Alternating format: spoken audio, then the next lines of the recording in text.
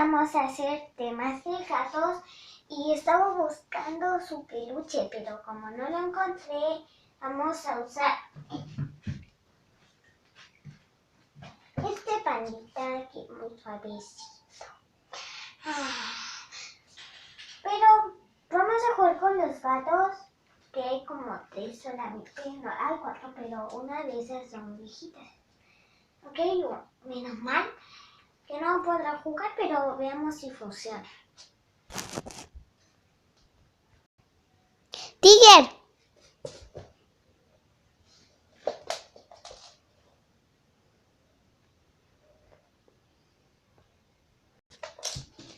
Funcionó con el primer gato, ahora vamos a ir con el segundo. Tiger, ya basta, ya basta. Tiger.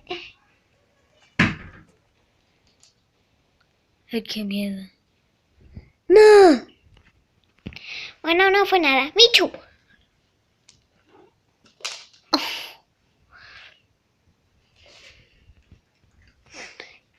Creo que con el segundo gato no funcionó.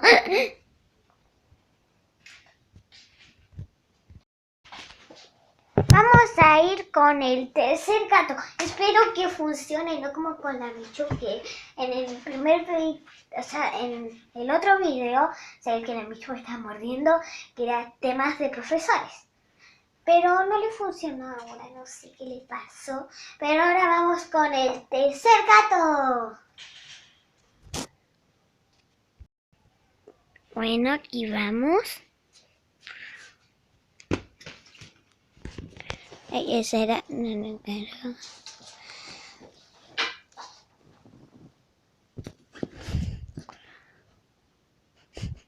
Hola, dicho poto. Bueno, con el tercer gato creo que no funcionó, pero aunque sea le llamó la atención.